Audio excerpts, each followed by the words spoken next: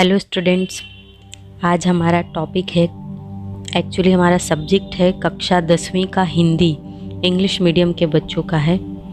तो इसमें पहला पार्ट है भारत महिमा।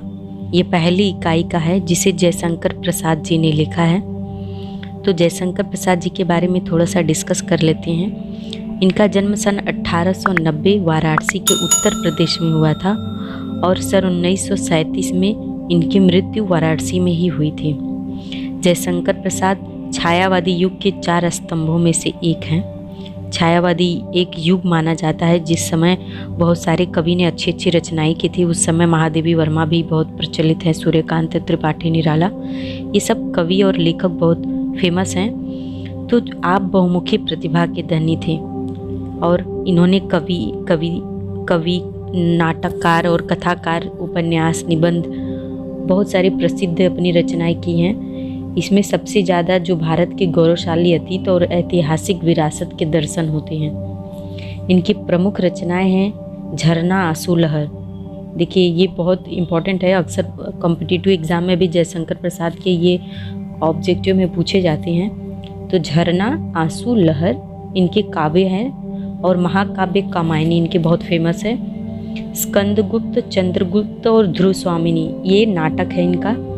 और प्रतिध्वनि, आकाशदीप, इंद्रजाल ये कहानियों का संग्रह है। और कंकाल, तितली और इरावती ये नॉवेल है, इसे उपन्यास बोलते हैं। तो ये बहुत ही फेमस जो है जयशंकर प्रसाद की रचनाएं हैं। तो आपके पाठ में इनकी एक जो है रचना पढ़ने को है जिसका नाम है भारत महिमा।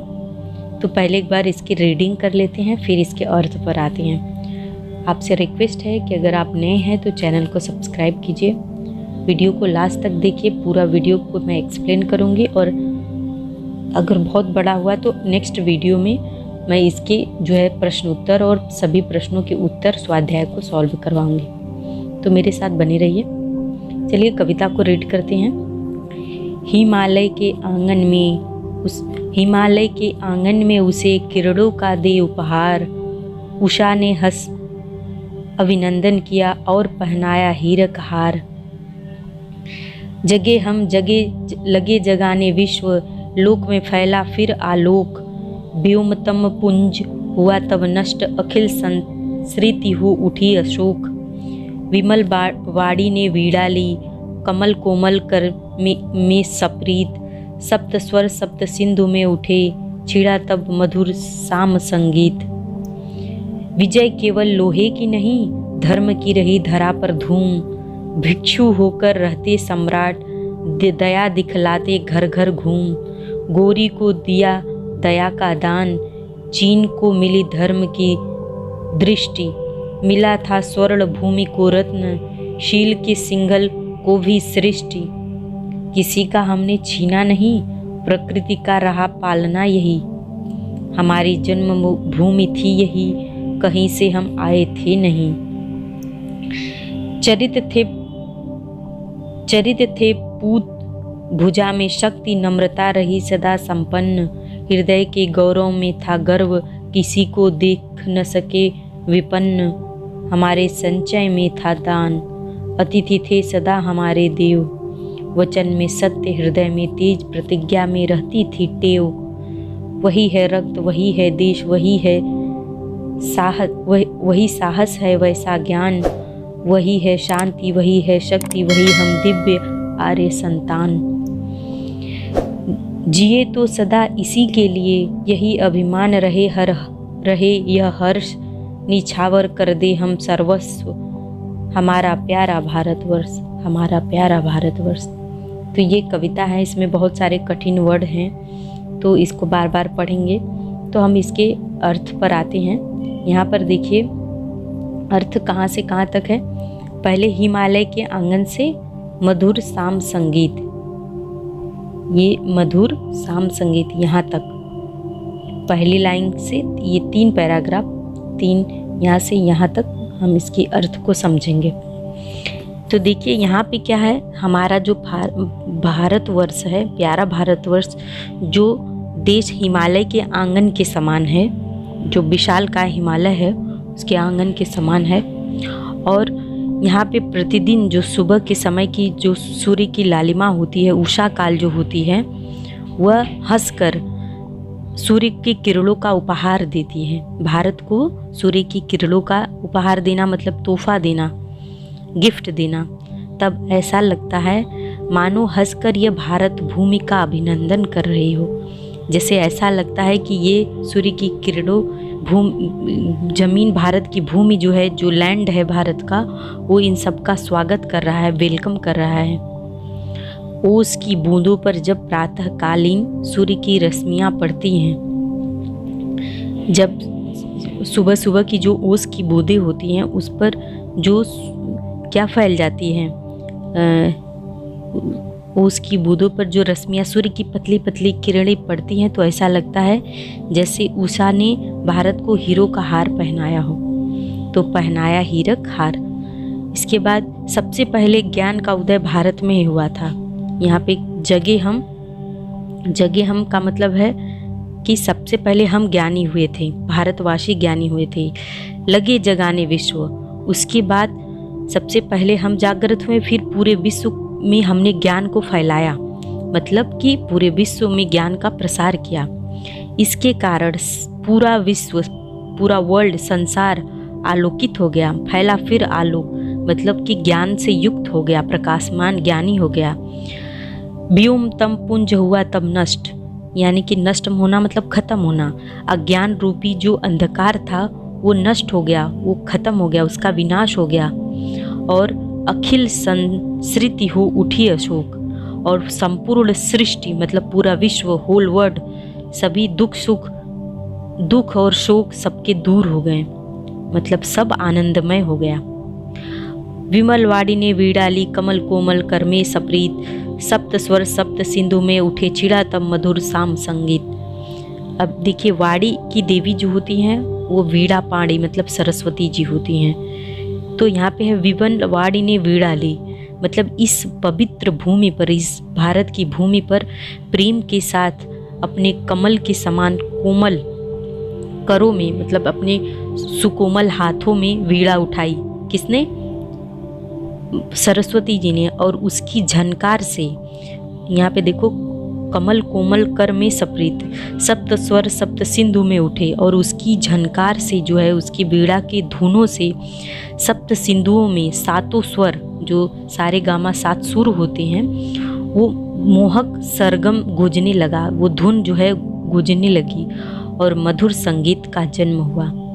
छिड़ा तब मधुर साम संगीत, और इस महान देश में संगीत के वेद, सामवेद की रचना हुई। साम संगीत मतलब सामवेद जो होता है, भारत में 4 वेद होते हैं, ऋग्वेद, अथर्ववेद, सामवेद, यजुर्वेद। तो इसमें सामवेद की जो है इस तरह संगीतमय रचना हुई।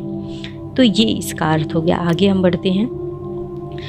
विजय केवल लोहे की नहीं, धर्म की रही धरा पर धूम, भिक्षुक होकर रहते सम्राट, दया दिखलाते घर घर घूम, गोरी को दिया दया का ध्यान, चीन को मिली धर्म की दृष्टि। तो यहाँ से आए नहीं थे, ये विजय से लेकर आए नहीं थे, यहाँ तक का अर्थ ध्यान से देखिए कि भारत के लोगों ने शास्त्रों के बल पर नहीं, विजय केवल लोहे की नहीं, लोहा मतलब क्या है, जिससे भाला, धनुष, तीर, बाण ये बनता है, वो सब उसके बल पर हम लोगों ने, शास्त्रों के बल पर विजय नहीं ली है। यहाँ प्राचीन काल से ही, बहुत पुराने समय से ही, एशियन टाइम से ही लोगों के मन में धर्म की प्रखर भावना रही है अपने धर्म के लिए, और उन्होंने ही संसार में धर्म का प्रचार किया है, हमारे पूर्वजों ने।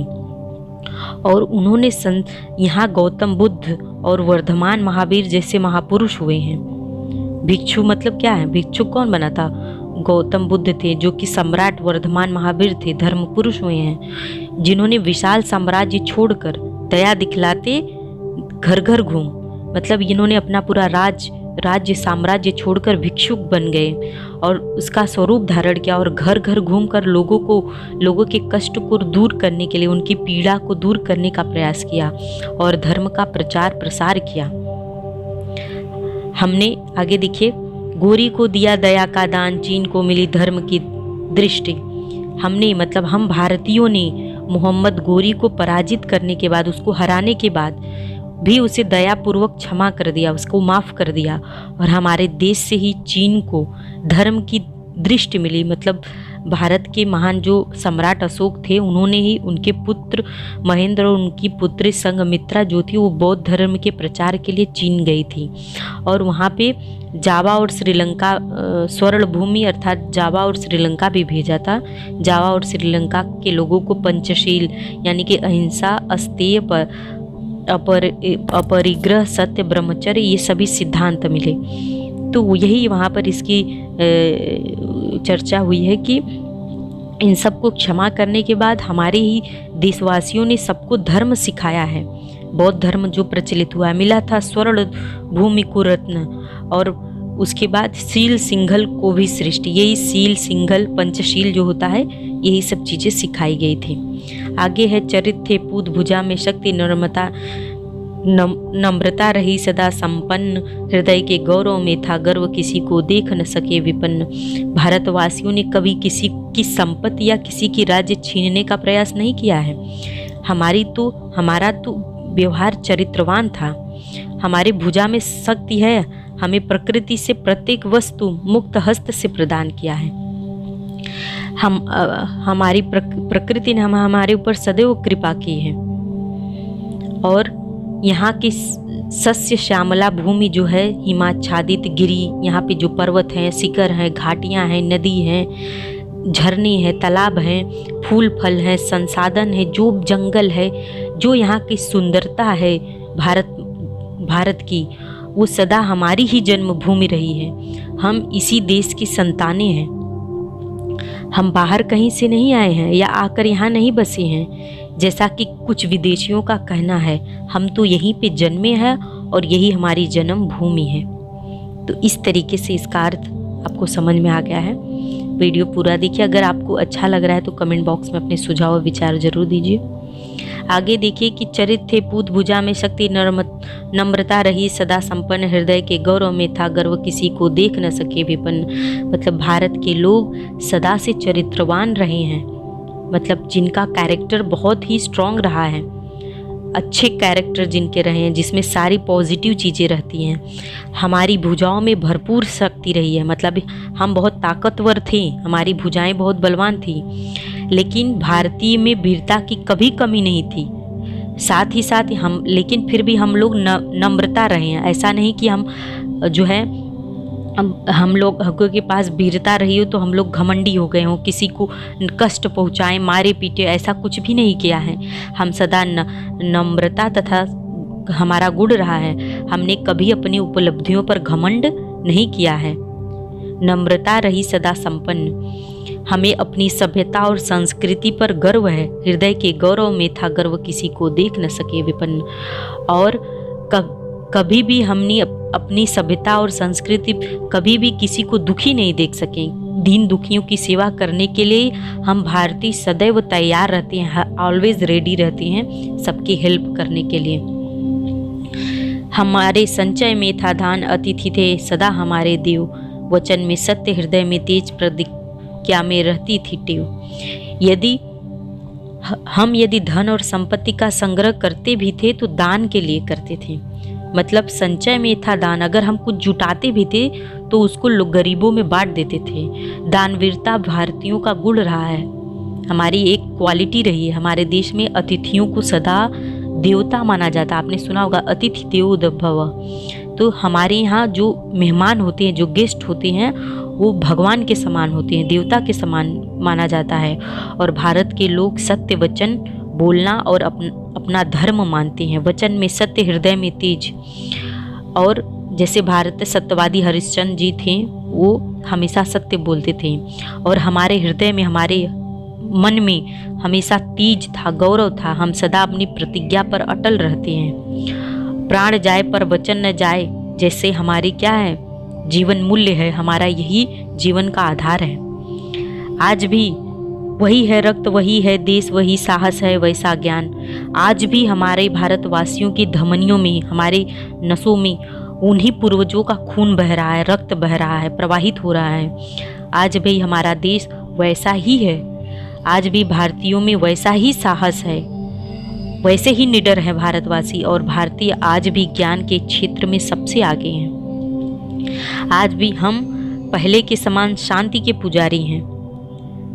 वही है शांति, वही है शक्ति, वही है दिव्य आर्य संतान। हम आज भी क्या है, शांति के पुजारी हैं। साथ ही साथ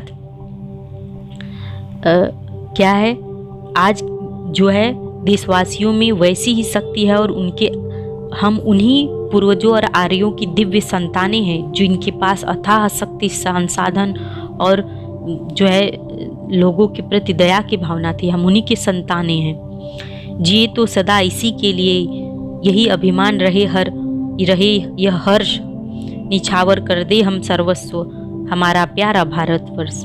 हर्ष मतलब खुशी से, आनंद से। जिए तो सदा इसी के लिए, जब तक हम जिए इसी देश के लिए जिए, अपनी भारत माता के लिए जिए, अपनी भारत भूमि के लिए जिए। हमें इसकी सभ्यता और संस्कृति पर अभिमान है, हमें गर्व है, हमें प्राउड है कि हम भारत की संतान हैं। और हर्ष है, हमें खुशी है कि हमने इस भूमि पर जन्म लिया है। हमें आनंद आता है ये कहने में, यह हमारा प्यारा भारतवर्ष है। यदि कभी आवश्यकता पड़े, निछावर कर दे हम सर्वस्व हमारा प्यारा भारतवर्ष, तो हम इसके लिए अपना सब कुछ न्यौछावर कर देंगे, सब लुटा देंगे। हम अपनी जान तक कुर्बान कर देंगे अपने प्यारे भारतवर्ष के लिए। तो फ्रेंड्स, ये है खूबसूरत कविता, सुंदर कविता है, जिसका ये अर्थ है। आपको कैसा अर्थ लगा ज़रूर कमेंट बॉक्स में लिखकर बताइए। अगले वीडियो में हम इसके हार्ड वर्ड्स और मुहावरे के बारे में डिस्कस करेंगे। आपका दिन शुभ हो।